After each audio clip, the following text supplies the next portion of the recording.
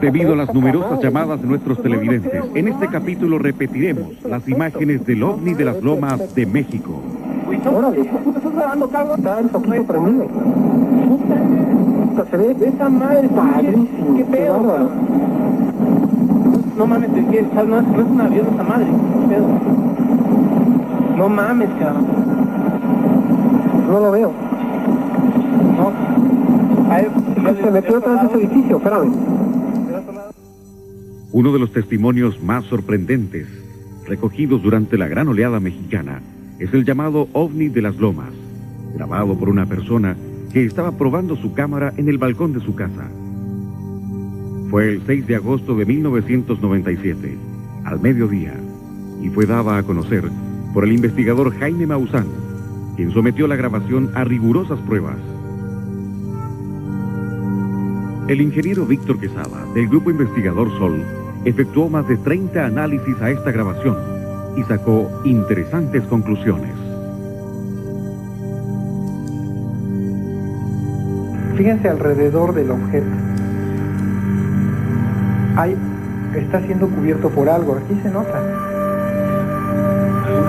Alguna energía. Aquí se ve, vean cómo va girando. Si alcanza a notar el giro, o sea, está girando y aparte, pero dentro de lo que está girando, aparte está rodeado por algo. Aquí está claramente los puntos de control, ¿no? Que para hacer el falso es mucho trabajo. Y hay otra cosa, o sea, para haber hecho mucho trabajo y no sacarle provecho, pues tiene que haber una intención todavía más grande. Pero en lo personal, en todas las pruebas que yo le he hecho, las ha pasado. O sea, la de originalidad, manejo de información, la manera en que se ve el objeto, si es de día, las referencias.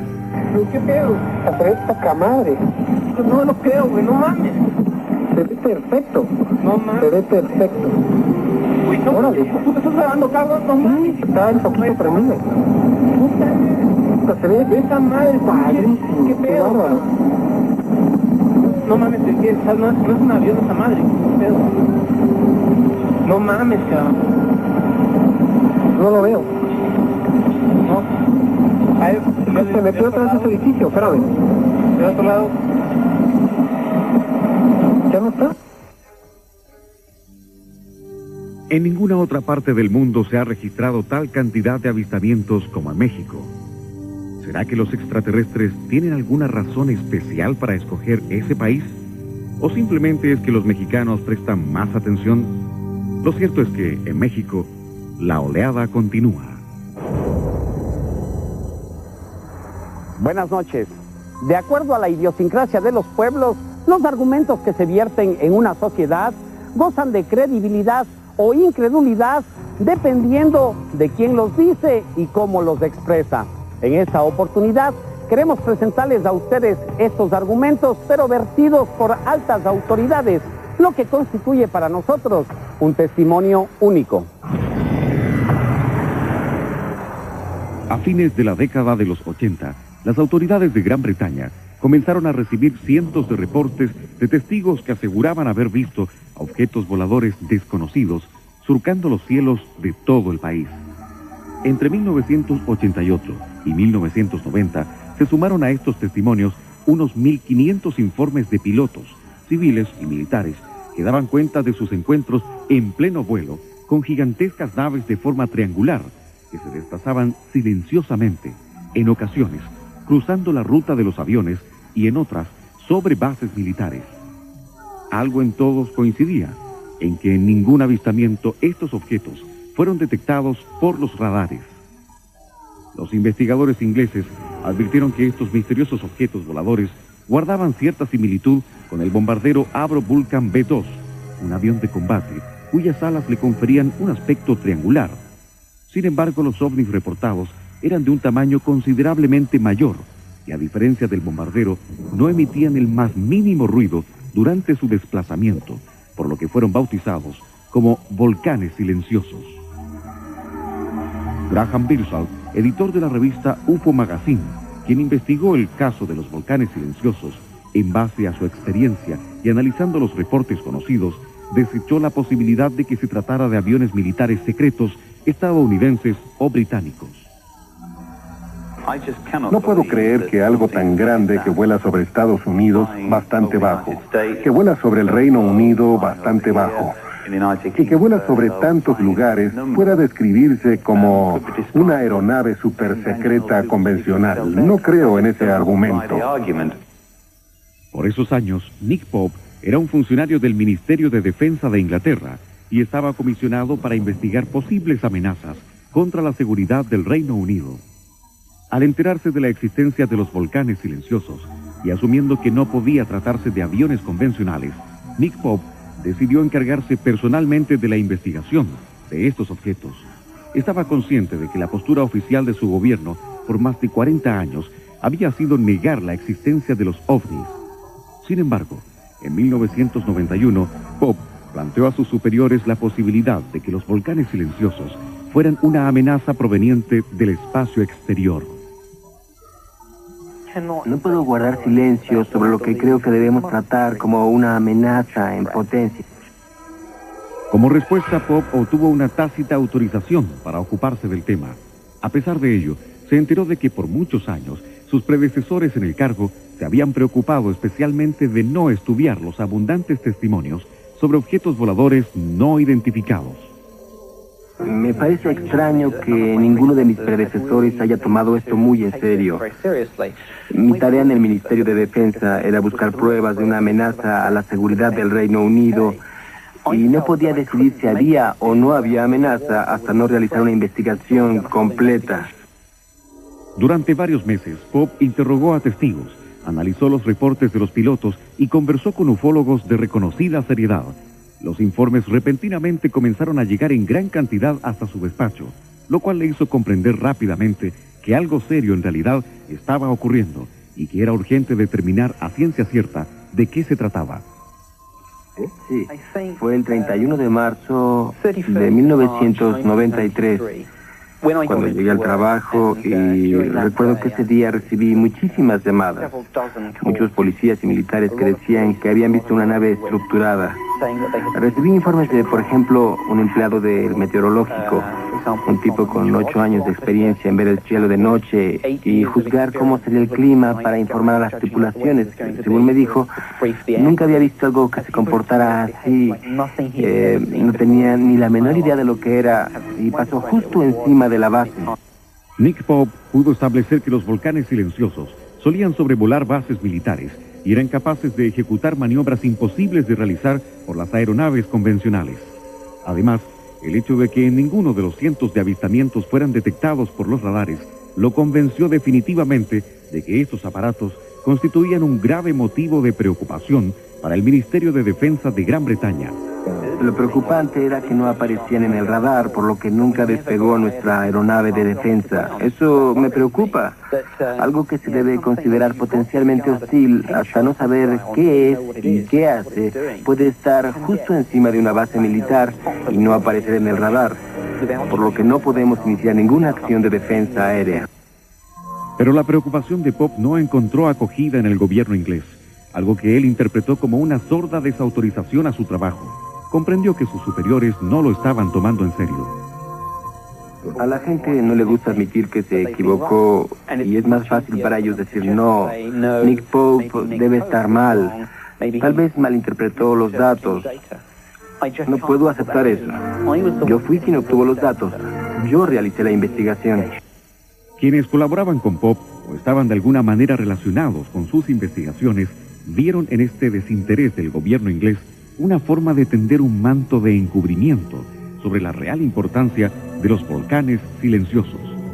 Sin embargo, el propio Nick Pope entendía el asunto de otra manera, lo cual evidentemente no es más que una postura políticamente correcta para no desautorizar a los personeros de quienes depende. No creo que haya un gran encubrimiento en Gran Bretaña. Creo que lo que tenemos es un contexto en el que la gente desconoce mucho sobre el fenómeno y todo se mantiene en secreto. Así que se sabe muy poco en realidad. La mejor forma de estudiar a los verdaderos ovnis, como me gusta llamarlos, fue eliminar a los que no eran más que errores de identificación. 9 de cada 10 casos tenían una explicación convencional. De cualquier manera, este funcionario pertenece a un organismo gubernamental del más alto nivel y, quieranlo o no sus jefes, representa por sí solo a una de las principales potencias del mundo. Por eso, las conclusiones a las que llegó constituyen un testimonio sin precedentes en la historia del fenómeno ovni. Estoy seguro de que algunas son naves espaciales extraterrestres, que en otros lugares del universo ha evolucionado otra inteligencia y está haciendo lo que nosotros estamos empezando a hacer, salir al espacio y ver lo que hay ahí. Llegar a estas conclusiones significó para este funcionario la obligación de asumir la responsabilidad que representa conocer una verdad de principal importancia para la humanidad. Por eso, obligado por su profunda honestidad, en forma paralela al desempeño de sus funciones, decidió dedicarse a dictar conferencias para exponer el resultado de sus investigaciones sobre los volcanes silenciosos. Lo que estoy tratando de hacer es dar una idea de lo que ha sido una relación extraordinariamente difícil entre el mundo oficial del Reino Unido y estos increíblemente elusivos y misteriosos ovnis. Junto con esto, Pop publicó un libro con la información que logró recopilar, al cual dio un título extremadamente decidor: Cielos abiertos, mentes cerradas. Tanto los superiores de Nick como tampoco otras autoridades del gobierno inglés jamás han manifestado públicamente su opinión respecto del accionar de este funcionario. Sin embargo, resulta revelador el hecho de que poco después de que comenzara a difundir el fruto de su trabajo, Nick Pop fue trasladado a otra repartición.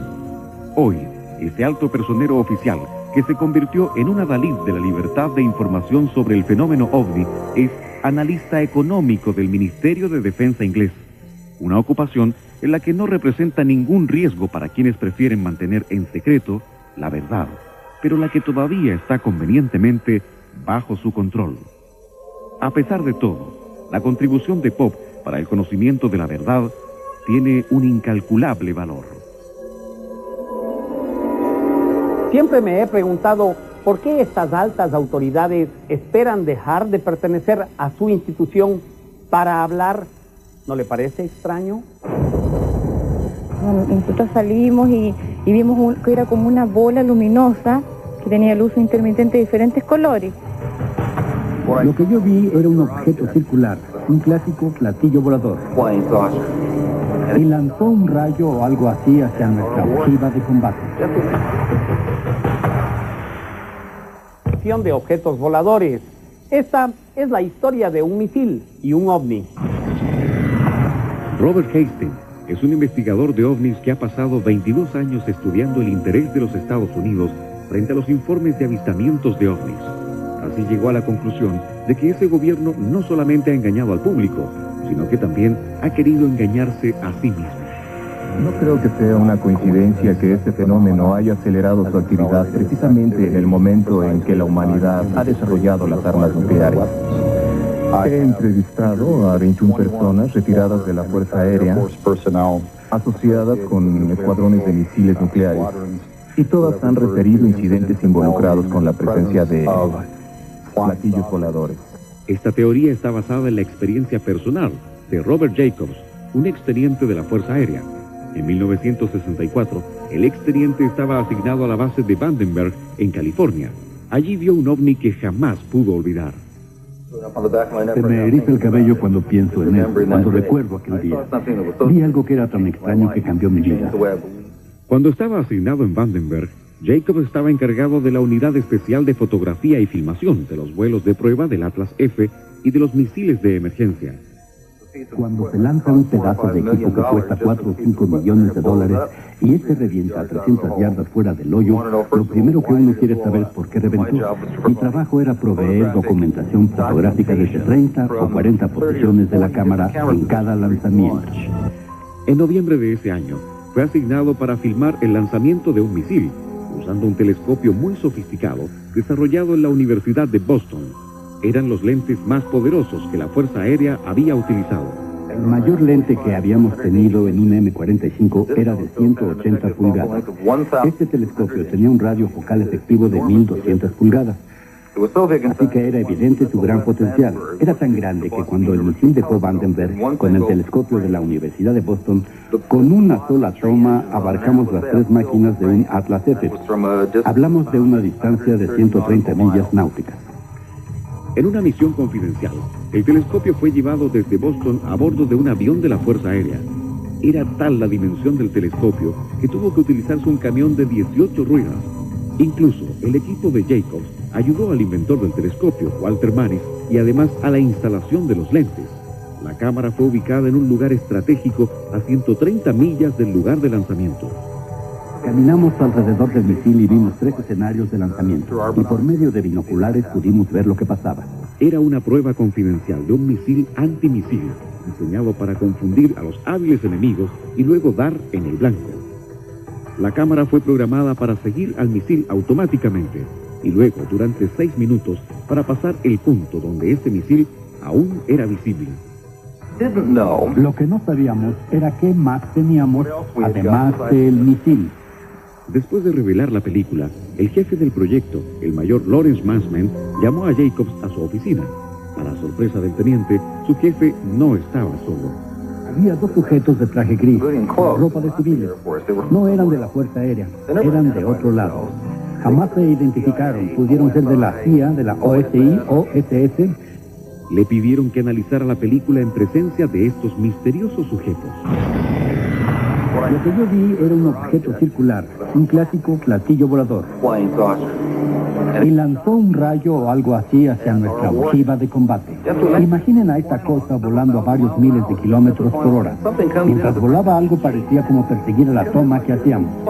Se posaba aquí y lanzaba un rayo. Y luego aquí y lanzaba otro rayo. Y yo me preguntaba, ¿cómo pudo hacer eso? Eso exactamente era lo que el mayor Mansman quería saber. Yo contesté, a mí me parece que es un ovni. Y él dijo, jamás vuelva a decir eso. Quiero que piense, teniente, que esto jamás sucedió. Y juré guardar silencio. Que todo debería ser un secreto por la seguridad de todos y me pidieron que abandonara la habitación. 18 años ha permanecido aquella imagen en mi mente. Después de 18 años de silencio, Jacobs sintió la necesidad de hacer todo este evento público. Cuando por fin se decidió, los oficiales de la Fuerza Aérea simplemente estaban atónitos. La Fuerza Aérea negó que yo hubiera estado ahí. No había ningún teniente Robert M. Jacobs en la Fuerza Aérea en aquel momento. Jamás estuve en la base Vandenberg. Y si estuve, jamás estuve encargado de la sección óptica instrumental del Escuadrón Fotográfico 1369 que está en esa base. Negaron que hubiera un encuentro extraterrestre en la base Vandenberg. Negaron que hubiera un telescopio llamado Telescopio BU. Negaron que hubiera un doctor Walter Mansen. Lo negaron todo. Sin embargo, para hoy existen documentos que prueban que Jacobs estuvo en la Fuerza Aérea en 1964 y que fue parte del equipo de la instrumentación óptica de Vandenberg, California. En una carta pública enviada por Lawrence Mansman, el superior del teniente Jacobs, y quien estuvo presente cuando se presentó la filmación del OVNI, se señala lo siguiente. Por medio de la presente, confirmo lo que el doctor Jacobs ha descrito. Y bueno, de repente se vio una mancha blanca en el cielo así, era igual que una rosca, así, fluorescente, bien fluorescente. Se movía así en círculo. Después se fue y después siguió un rato derecho así, pero como si estuviera ahí mismo y después desapareció así en un 2x3 así. Algunas personas sintieron un fuerte ruido y vieron que algo cayó en el sector Las Moyacas, en el cerro sector Las Moyacas, que le llaman.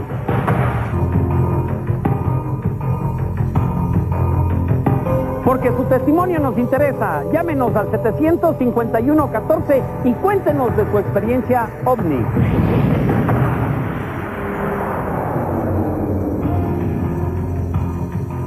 En algunos casos, los testimonios son lo único que tenemos. Sin embargo, su importancia radica en que nos hablan de una evidencia que misteriosamente desapareció. Eso precisamente es lo que sucedió aquí en Paiguano. Me acuerdo que salí como a las 3 y tanto para acá para afuera. Entonces vi tanta gente en la calle que todos miraban para el cerro y como no es curiosa, entonces fui a preguntar qué es lo que pasaba, qué es lo que había si había caído algún avión, qué cosas se había caído. Y no, me dijeron, cayó algo luminoso allá en el cerro.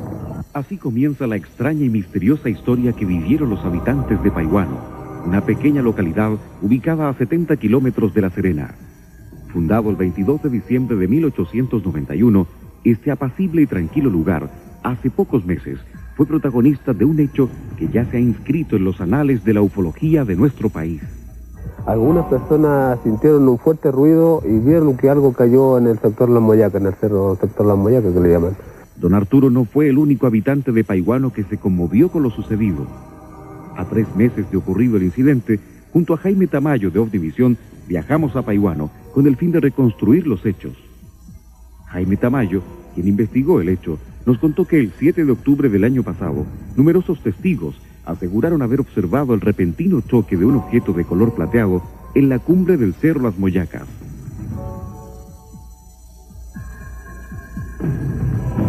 Luego del fuerte impacto, la extraña figura se partió en dos. Un trozo quedó en la cima y otro, algunos metros más abajo. Era un brillo extraño, era un brillo que nada que ver con lo relacionado aquí al cerro, o sea, era nada que ver, o sea, no era de avión, no era de un papel, no era una calamina que podría haber sido una lata, que decían que era una lata, ¿no es cierto?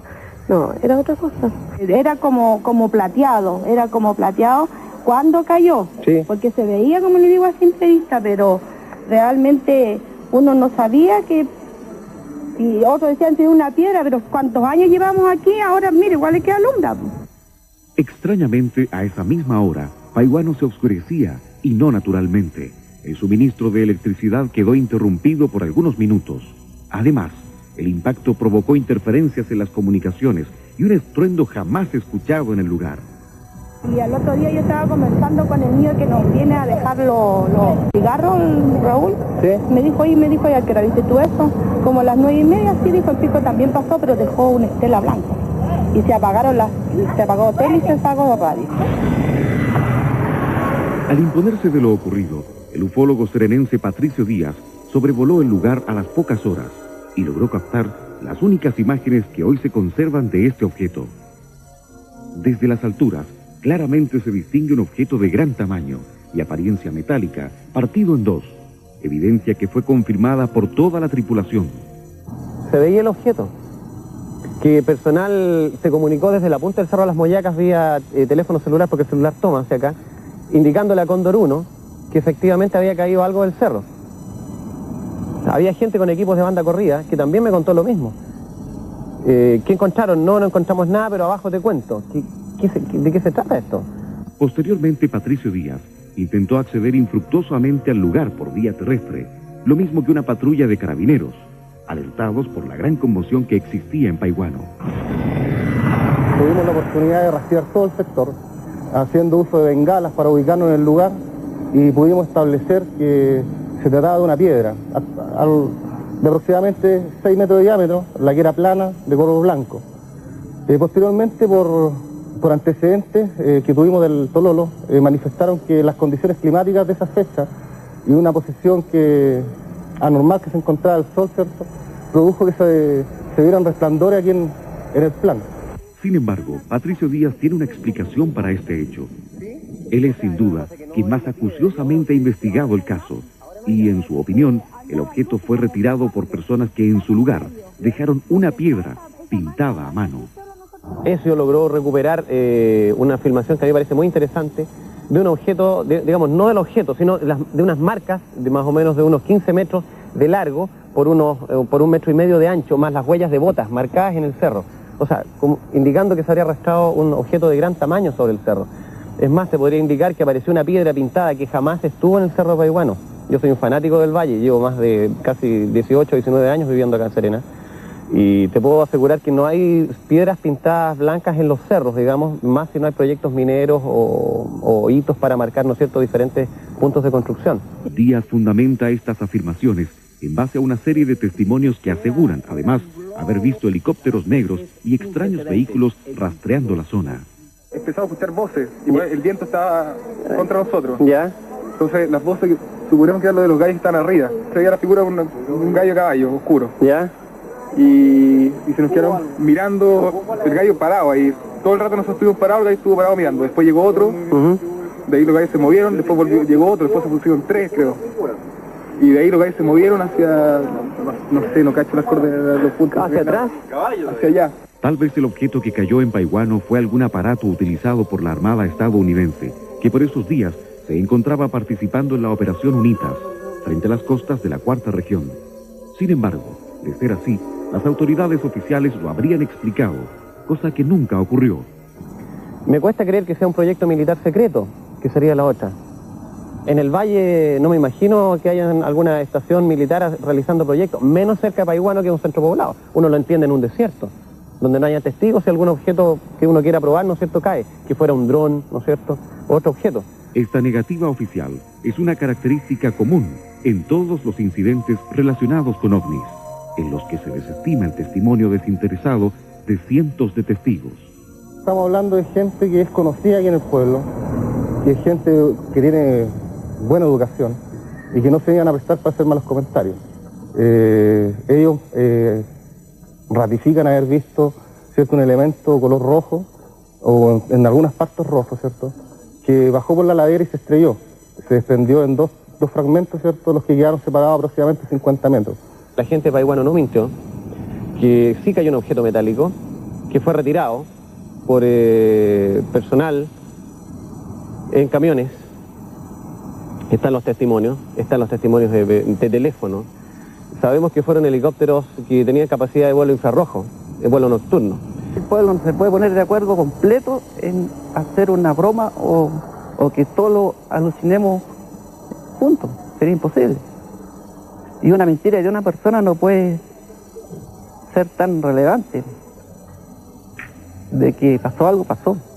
¿Será que la bucólica tranquilidad de Paihuano se vio amenazada con esta repentina notoriedad? ¿La gente de este pueblo tiene otras razones para guardar silencio? Tal vez simplemente no se atreven a hablar de ovnis. Lo único seguro en este caso es que aquello que cayó del cielo sobre el cerro Las Moyacas cambió para siempre la historia de Paihuano.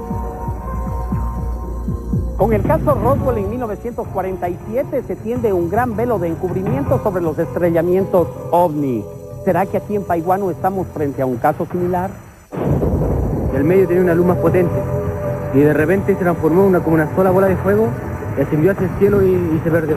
Mientras aterrizaban, la torre de control me gritaba por teléfono. Me decían: general, este objeto volador los persigue y va a aterrizar en Meherabad.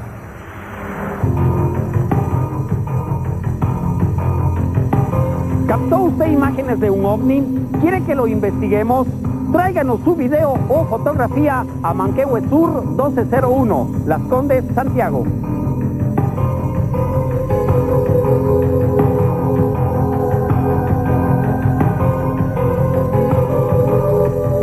Mohamed Reza Pahlavi, el Shah de Irán, tuvo la valentía de revelar lo que habría sido una operación de persecución ovni por parte de su fuerza aérea en la década de los 70.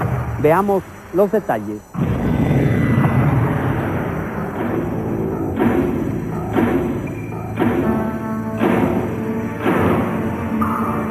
Al principio pensamos que eran los iraquíes. De repente vi ese objeto volador girando y girando y girando y subiendo y subiendo. Y le dije a mi madre: acabo de ver un platillo volador, vi un ovni. Fue visto por pilotos, generales y el radar de la Fuerza Aérea. Objetos voladores no identificados detectados a solo kilómetros por personal militar que presenció uno de los encuentros más espectaculares. Esta cinta fue producida por el gobierno de Irán y detalla lo que ocurrió hace 23 años. Cuando vi la velocidad con que volaba el objeto, pensé: eso no es un helicóptero y tampoco es un avión, así que debe ser un objeto volador no identificado. La lectura del radar dentro de la torre de control de la base aérea de Meherabad indicaba que el objeto tenía las dimensiones de un Boeing 707. La situación era seria.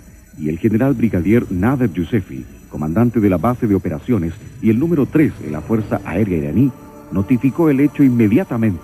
Quería informarme que los aviones iban a despegar de su base para la lucha aérea. El general Yousefi autorizó a un avión Phantom 4 para que se preparara para un vuelo de inspección.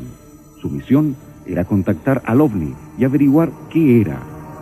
El F-4 alcanzó a perseguir al ovni a una altitud de 11.000 metros y el piloto jefe reportó que veía un objeto brillante a 120 kilómetros frente a él.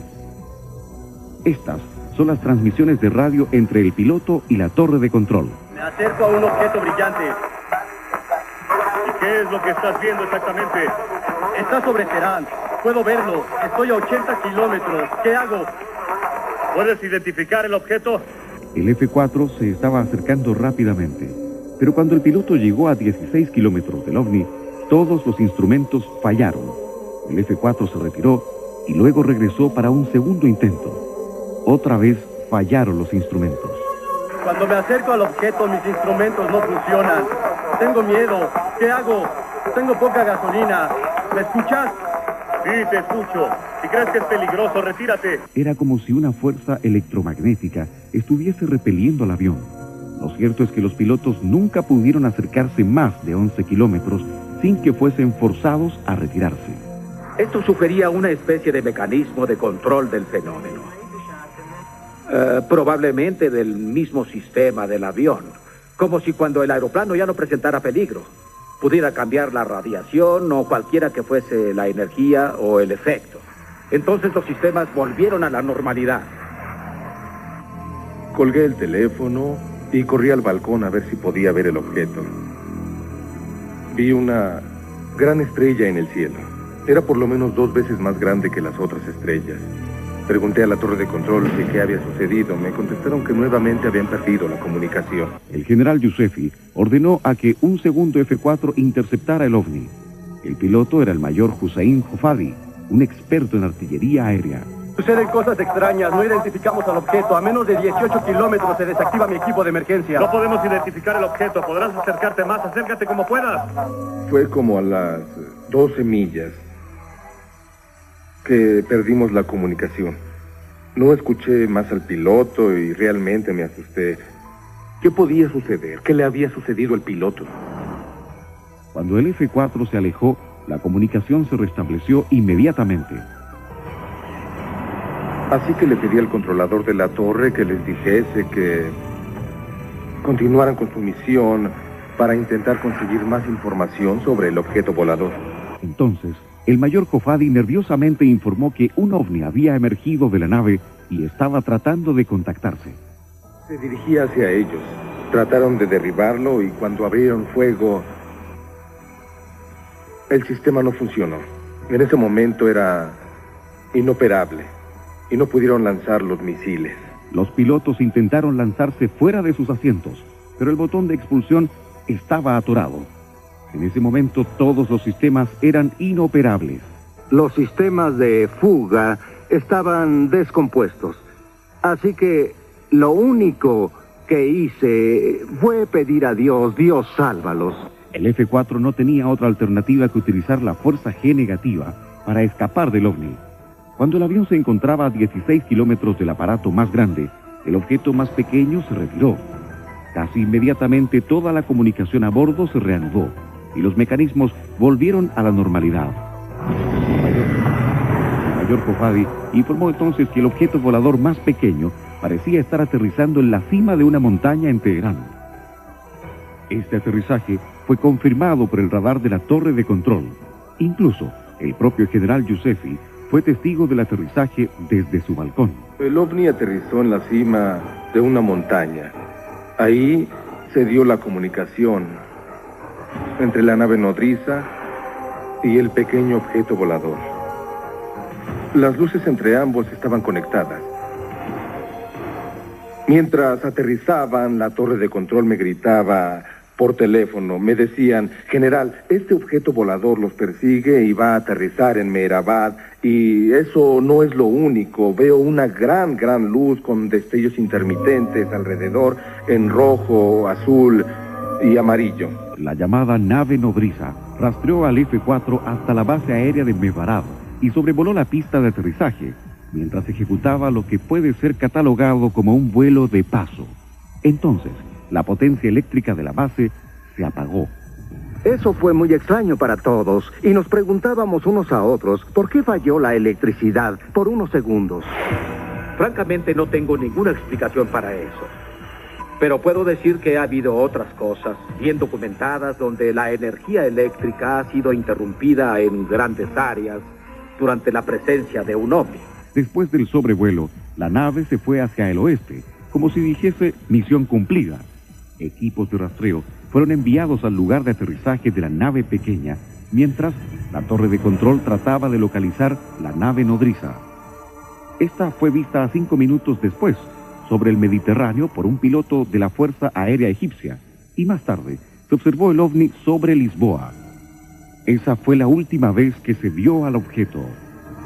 Conocemos las capacidades de otros países y la capacidad de sus aviones.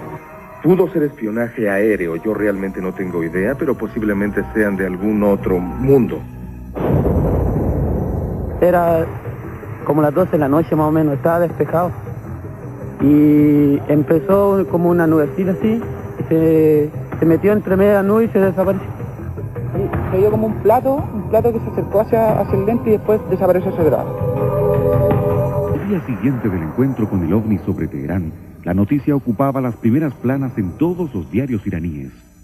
Lo que pocos saben es que al mismo tiempo, oficiales iraníes y norteamericanos se reunían a puertas cerradas y muy secretamente para tratar este inexplicable evento. Este caso es particularmente interesante desde otro punto de vista, y es la intervención del gobierno norteamericano. El general Sabah, ahora exiliado en California, fue el vicecomandante de la segunda base de tácticas de guerra y cuenta que al día siguiente del encuentro fue parte de una reunión clasificada entre la Fuerza Aérea Imperial y el gobierno de los Estados Unidos.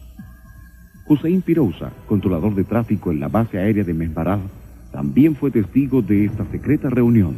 Concluyeron que ningún país es capaz de tener tal tecnología. Y todos creyeron que debía ser un extraño objeto de otro espacio. Reuní los informes y formulé mis propias observaciones en un reporte a mis superiores, y ellos enviaron este reporte a los jefes conjuntos de la Secretaría de Información del Shah. Ellos reunieron toda la información y la enviaron a los Estados Unidos por mediación del general Sikor, porque él era el jefe de la Fuerza Aérea Americana en nuestro país. Paralelamente, tanto el gobierno norteamericano como el de Irán decidieron instaurar un programa de desinformación, calculada a través de la prensa escrita. No sé por qué mis superiores me prohibieron tener una entrevista con la prensa o con los reporteros. No sé por qué esta información está prohibida para el público. Alguien en el gobierno no quiere abrirse al público. No sé por qué, pero... A pesar de que la prensa negaba la veracidad del evento, hoy se sabe que una investigación a gran escala se llevó a cabo en Irán. Yo le pedí al piloto de la Fuerza Aérea que hiciera un reconocimiento del ovni. Él sabía dónde había aterrizado. Cuando ellos sobrevolaron el lugar y el personal militar estaba en la zona, no pudieron ver nada. El general que encabezó la investigación aún vive en Teherán y tiene prohibición de informar, pero otros testigos que estuvieron allí narraron que existen evidencias físicas en la montaña donde aterrizó el ovni. Otro extraño dato es que durante los 3 días siguientes al encuentro se registraron anomalías eléctricas en el área. El sonido de bip que se escuchó pudo venir de muchas cosas. Puede ser tecnología, aunque de hecho depende de la estabilidad de la frecuencia de las propias pulsaciones y otros factores parecidos. Es muy probable que sea tecnología de algún tipo en oposición a un fenómeno natural. Además, un satélite del sistema de seguridad operado por el Departamento de Defensa norteamericano registraba señales de una tecnología no identificada, la misma noche que la Fuerza Aérea iraní había tenido este inusual encuentro sobre Teherán. El satélite del Departamento de Seguridad Pública monitorea el espacio aéreo en ciertos puntos elegidos militarmente. Esa noche, del 19 de septiembre de 1976, justamente vigilaba los cielos de Teherán. Es una confirmación independiente que un evento de alguna clase ocurrió al mismo tiempo en el mismo lugar. ¿Qué fue? No lo sabemos. Cuando se le pidió a los expertos que explicaran el significado de las 238 observaciones registradas por este satélite, la respuesta fue que simplemente era un secreto de Estado. Todo lo que podemos hacer es decir que sí, ahí pasó algo. Ciertas agencias, incluyendo la CIA, tienen archivada información sobre este caso en particular. Una vez más, la evidencia existe y nos lleva a sospechar que las grandes potencias no quieren que la población sepa lo que ocurre en los cielos.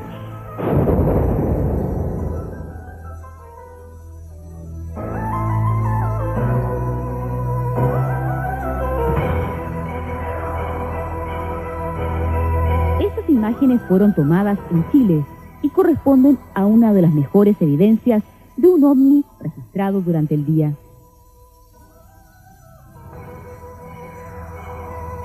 Hace solo 2 semanas de iniciarse nuestro programa, Gonzalo Ávila, un joven telespectador, trajo hasta nuestro canal una cinta con lo que él registró con su cámara de video aficionado.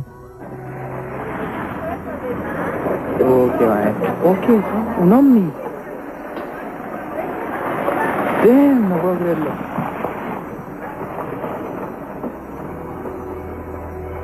Gozando de unas vacaciones en Pucón, Gonzalo filmaba un encuentro familiar cerca del lago Caburga, cuando captó un objeto extraño en el cielo. Yo estaba filmando cómo se saludaban y de repente enfoqué al volcán y vi como un puntito negro que estaba súper chiquitito y me entró la duda y empecé a hacer un acercamiento.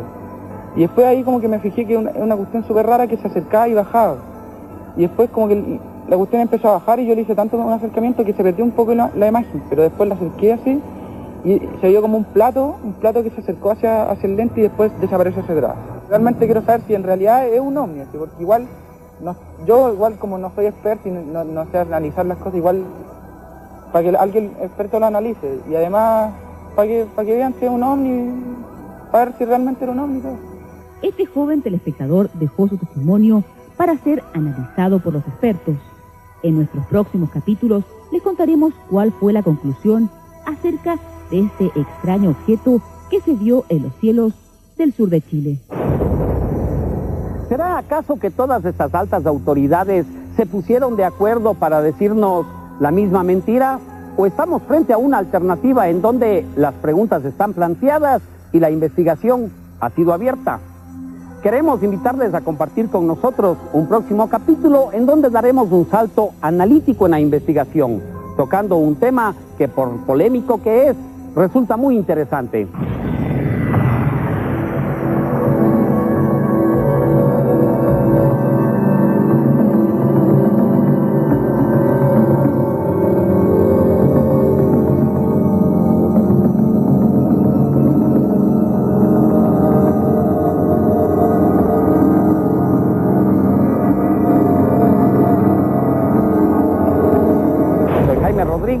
Un abrazo.